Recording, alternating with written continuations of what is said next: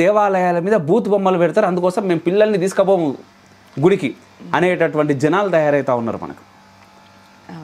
ఏంటి అంటే అదే మన చరిత్రని మన చెప్పేటోళ్ళు లేడు, పోనీ వినేటోళ్ళు లేడు, అంటే వాడికి అర్థమయ్యేటట్టు చెప్దామనేటోడు ఎవరు లేడు.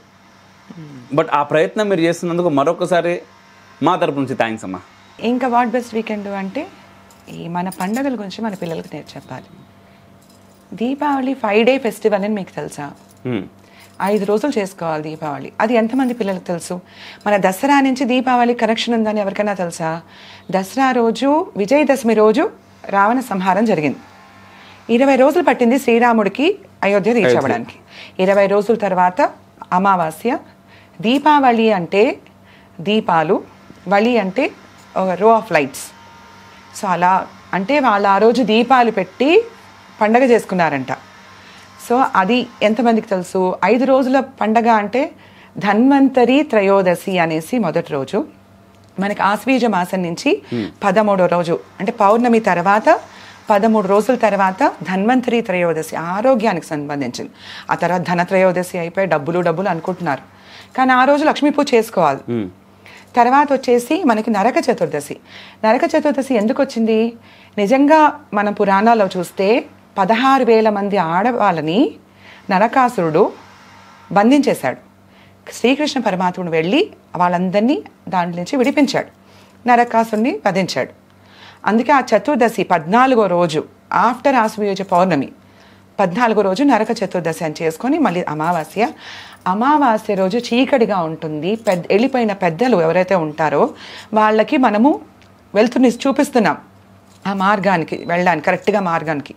అంటే వాళ్ళకి కనిపించదు కనుక చీకట్లో ఎలా నడుస్తున్నారు అని వాళ్ళకి మార్గం చూపించడానికి ఈ దీపాలు. 4వ రోజు బలిపాడ్యమి అని గోవర్ధన పూజ చేస్తారు.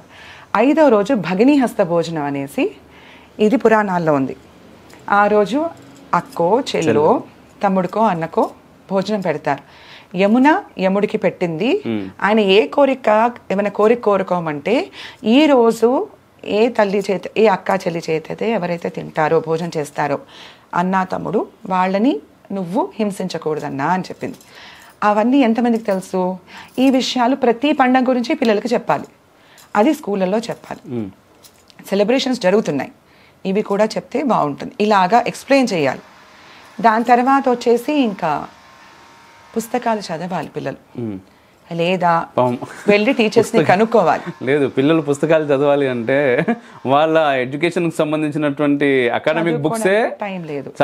ఎన్ని పాపం వాడు పిల్లలు మా అల్లుళ్ళు ఉన్నారు, ఇద్దరు, వాడు ఒకడు 1st క్లాసు ఒకటి UKG, వాళ్ళ బ్యాగులే కిలోల ఆ బ్యాగులు చూసి నాకు భయం అవుతూ ఉంటుంది. ఇప్పుడు నెక్స్ట్ నా పాప ఉన్నది దీని స్కూల్, అందుకే మా సనాతన స్కూల్ వస్తూ ఉన్నది. పుస్తకాలు తక్కువ, బ్రెయిన్ల జ్ఞానం ఎక్కువ. లెట్స్ సబ్స్క్రైబ్ సనాతన స్కూల్ వెంటనే. అప్పుడు చేయండి, వెళ్ళి ఆ పేరెంట్స్ అట్లీస్ట్ తల్లిదండ్రులు కూర్చోపెట్టి పిల్లలకు ఒక 10 నిమిషాలు రోజు మన పురాణాల గురించి చెప్పినా సరిపోతుంది.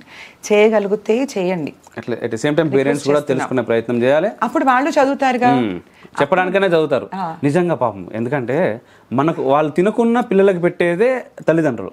అట్ ది సేమ్ టైం పిల్లలకి చెప్పాలి అనుకున్నప్పుడు వీళ్ళకి టైం లేకుండా నేర్చుకుంటారు. సో అది రావాలి, అవగాహన రావాలి ఫస్ట్.